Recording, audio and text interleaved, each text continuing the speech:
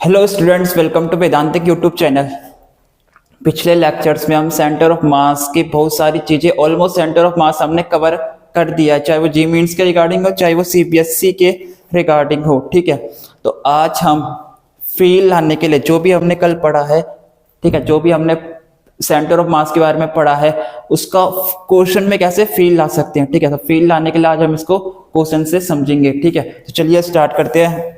सबसे पहले मैंने एक क्वेश्चन उठाया। ठीक है, तो क्वेश्चंस अलग अलग होते हैं लेकिन कंसेप्ट एक ही होता है। ठीक है, मेन फोकस आपका कंसेप्ट में है। अगर आपको कंसेप्ट आता है तो चाहे आप वैरायटी ऑफ क्वेश्चंस बना लो, ठीक है, आप आराम से उसको सॉल्व कर सकते हो। ठीक है, तो कंसेप्ट इंपॉर्टेंट होता है। ठीक है, कंसेप्ट आना चाहिए। ठीक है, देखो क्वेश्चन क्या है, a circular plate of uniform thickness has a diameter of 56 centimetre.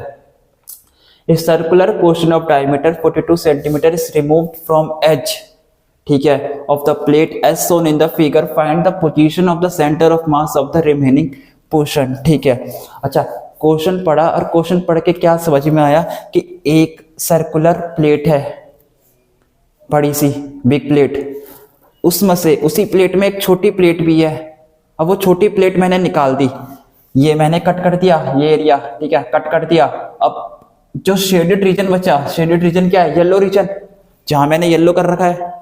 ठीक है, जहां येलो कलर हो रखा है उस शेडेड रीजन का सेंटर ऑफ मास, उस शेडेड रीजन का सेंटर ऑफ मास आपसे पूछ रहा है कि अगर देखो पहले आया सर्कल डिस्क थी, तो सर्कल डिस्क थी तो उस समय इसका सेंटर ऑफ मास कहाँ था, इसके सेंटर पर लाई कर रहा था। अब मैंने एक और छोटी सर्कुलर प्लेट इसमें से हटा दी, रिमूव कर दी।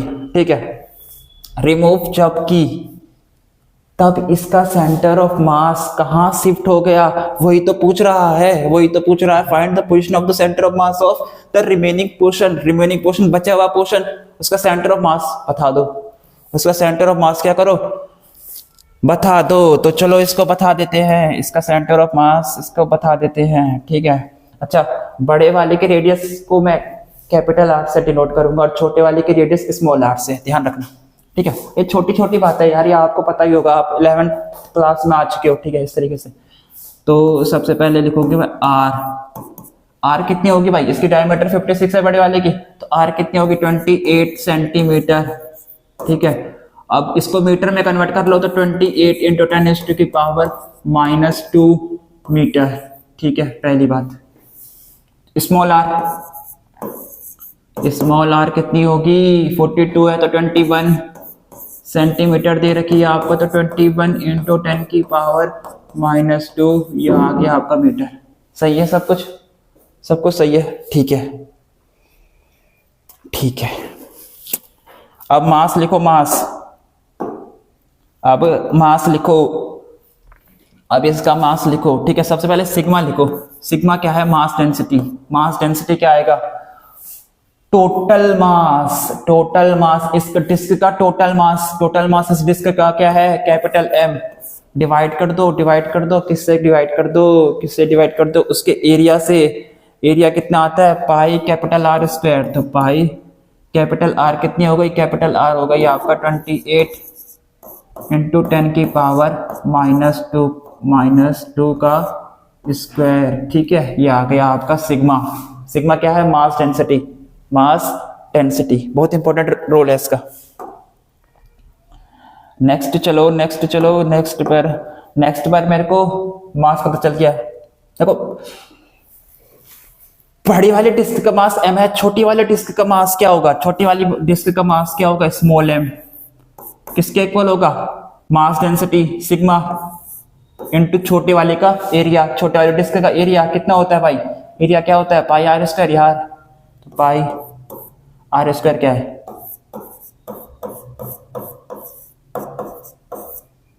यही है भाई। अरे भाई यही तो है। सिग्मा की वैल्यू डालोगे तो स्मॉल m की वैल्यू क्या आएगी, सिग्मा क्या है, कैपिटल M।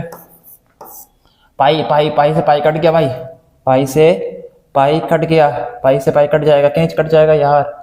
नहीं काटना तो मत काटो, बाद में काट लेंगे। ठीक है, तो सिग्मा से सिग्मा नहीं कटा तो पाई आ गया 28 इंटू 10 की पावर -2 का स्क्वायर। ठीक है, ये हो गया। यहाँ कितना आएगा,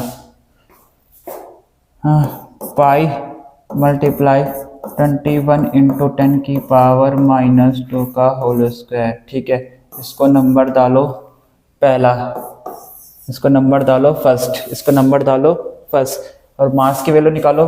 कैपिटल एम की वैल्यू क्या आएगी? कैपिटल एम की वैल्यू क्या आएगी? सिग्मा पाई 28 इंटू 10 की पावर -2 का होल स्क्वायर। ये आ गया आपका दूसरा पॉइंट। ठीक है, अब क्या है? अब वाई फॉर्मूला लिखो,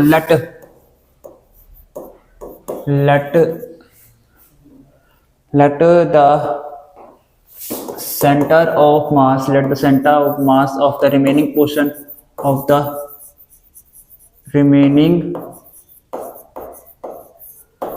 let the center of mass of the remaining portion का center of mass be x, this implies x is equals to क्या होगा? m1 x1 m2 x2 divide by m1 plus का m2। ठीक है, देखो बड़े वाले जो डिस्क का मास है वो कैपिटल एम है, स्मॉल वाले का स्मॉल एम है। बड़े वाले का जो डिस्क है उसका पोजीशन क्या है? सेंटर पर है।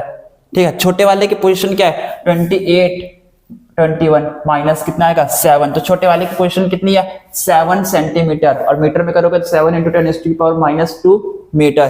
ठीक है, अच्छा अब जब आप इस बड़ी से डिस्क में से एक छोटी सी डिस्क बाहर निकालते हो तो मास कम होता है कि नहीं होता? अरे यार जाहिर सी बात है, मैंने अपने इस हाथ में से अपनी इस उंगलियों का मास हटा दिया तो मेरे पे बॉडी का मास कम होगा कि नहीं होगा? जरूर होगा।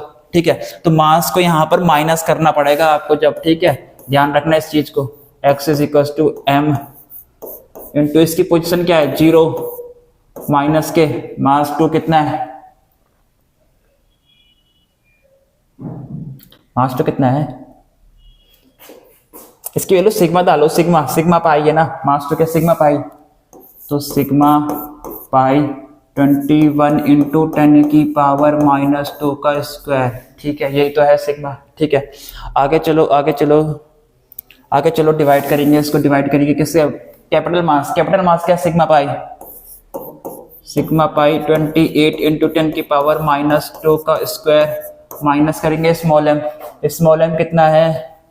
सिग्मा पाई 21 इंटू 10 की पावर -2 का स्क्वायर। ठीक है, आगे सॉल्व करो इसको फर्दर, आगे इसका फर्दर सॉल्व करेंगे, थोड़ा सिंप्लीफाई वगैरह करते हैं।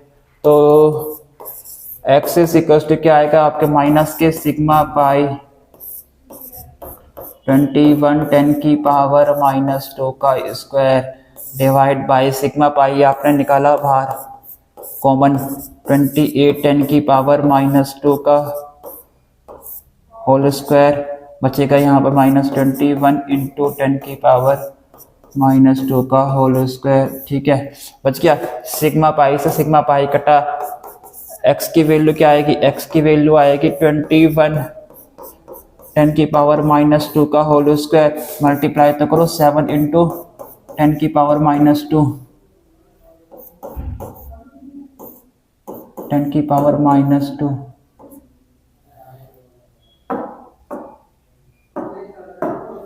ठीक है, पता चला 7 क्यों आया है? 10 की पावर -2 की है। अरे यार पोजीशन भी तो मल्टीप्लाई करना होता है ना यार, डॉट डाल दिया। ठीक है भाई, 7 इंटू 10 की पावर -2, 7 इंटू 10 की पावर -2 डिवाइड करोगे तो 28 का स्क्वायर और 10 का स्क्वायर -4 यहाँ से कॉमन आ जाएगा, तो 10 की पावर -4 यहाँ आ जाएगा कॉमन। यहाँ बचेगा आपके पास 28 का स्क्वायर माइनस के 21 का स्क्वायर। देखो यहाँ तक किसी को कोई क्लियर डाउट आना तो नहीं चाहिए। ठीक है, बिल्कुल सिंपल कैलकुलेशन है, मैथ करते जा रही है। ठीक है, मैथ ही कर रही है हम यहाँ पर, और कुछ नहीं। फिजिक्स का काम खत्म हो चुका है, अब खाली आपको मैथ्स लगेगी, मैथ्स। ठीक है, नेक्स्ट करो, नेक्स्ट पर इसको सॉल्व करो। x इज इक्वल टू क्या था? 21 इंटू 10 की पावर -2 का स्क्वायर इंटू 7 इंटू 10 की पावर -2। ठीक है, डिवाइड किया था मैंने इसको, किससे डिवाइड किया था? 10 की पावर -4 और 28 का स्क्वायर माइनस के 21 का स्क्वायर। ठीक है, इससे किया था। 10 की पावर -4, यहाँ से भी 10 की पावर -4 कॉमन आ जाएगा और दोनों कैंसिल आउट हो जाएंगे। तो x की वैल्यू कितनी आएगी आपकी, x की वैल्यू आएगी 21 का स्क्वायर इंटू 7 इंटू 10 की पावर -2 डिवाइड बाई 28 का स्क्वायर कितना होता है यार 784, चेक कर लेना वैसे, या 441 होता है। ठीक है, 21 का यहाँ स्क्वायर करेंगे, 21 का स्क्वायर करें तो कितना आता है 441, 441 है यार।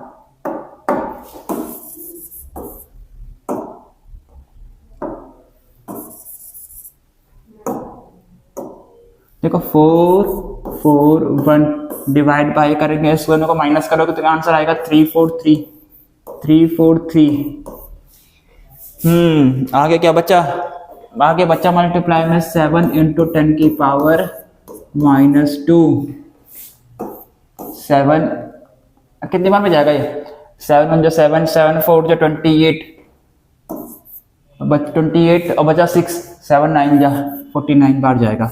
तो आपकी पारी x की वैल्यू कितनी आएगी 441 डिवाइड बाई 49 इंटू 10 की पावर -2। इसको फर्दर सॉल्व करोगे 49 को तो कितना आएगा, 49 को 44 से जाएगा, नहीं तो 49 490 होता है, तो जाहिर सी बात है 9 से जाएगा, हाँ 9 से चले जाएगा। तो आपका आंसर ये माइनस का साइन आता है, तो माइनस का आता रहेगा। ठीक है, मास ऊपर माइनस था, ये माइनस का साइन आएगा, और मैंने पहले ही कह दिया था आपको माइनस ही आएगा आंसर, 9 इंटू 10 की पावर -2। ठीक है, 9 इंटू 10 की पावर -2। तो आपके पास जो y आई है वो सॉरी x आएगी ना, x लिखा था, चाहे y कभी यार एक ही बात है। ठीक है, तो आपकी जो x आएगी वो कितनी आएगी आपके पास 9, 10 की पावर -2 क्या शो करता है, पहले से चीजें मीटर पे थी अब मीटर पे आएगा, तो इसका 9 इंटू 10 की पावर -2 क्या आएगा मीटर, और इसको सेंटीमीटर में कर लो तो कितना आएगा -9 सेंटीमीटर। यही आपका आंसर है, यही आपका आंसर है, यही आपका क्या है आंसर है। ठीक है, यही आपका क्या है आंसर है। होप आशा करता हूँ कि आपको ये वाला समझ आया होगा। अगर समझ आया होगा तो वीडियो को लाइक शेयर सब्सक्राइब जरूर करना यार। ठीक है, ऐसी कंटेंट वीडियोस के लिए आपको देखने के लिए, अगर आपको लगा कि हाँ वीडियो से मेरे को एक कंसेप्ट रोटेशनल डायनेमिक्स का सेंटर ऑफ मास मेरे को अच्छे से समझ आ गया, ठीक है, एक कंसेप्ट अच्छे से मैंने सीख लिया, तो एक लाइक और एक शेयर और एक सब्सक्राइब करने पर कुछ नहीं जाता। ठीक है, तो आप लाइक शेयर और सब्सक्राइब कर देना ताकि हमें पता चले कि हमारी वीडियोस आपको पसंद आ रही है। ठीक है, इस तरीके से। ठीक है, तो मिलते हैं नेक्स्ट लेक्चर पर। नेक्स्ट लेक्चर पर क्या करेंगे, मिलेंगे सेंटर ऑफ मास के लिए कमेंट सेक्शन में लिख देना अगर आपको और क्वेश्चंस पर और कंसेप्ट पर डिस्कस करना है सेंटर ऑफ मास के रिगार्डिंग। ठीक है, बेसिकली जितना जी मेन से पूछा जाता था उतना मैंने करवा दिया है। ठीक है, लेकिन एक दो क्वेश्चंस और है, जब आपके पास नॉन यूनिफॉर्म मास डेंसिटी आ जाती है, जब मास डेंसिटी क्या करती है वेरी करती है, तब क्या होता है। ठीक है, वो कुछ नहीं, वो थोड़ी सी चीजें, बस हल्की सी चीजें, बाकी सेम है एज इट इज। ठीक है, अब हम मूवमेंट ऑफ इनर्शिया के बारे में जानेंगे। नेक्स्ट लेक्चर से हम करेंगे मूवमेंट ऑफ इनर्शिया स्टार्ट। ठीक है, थैंक यू।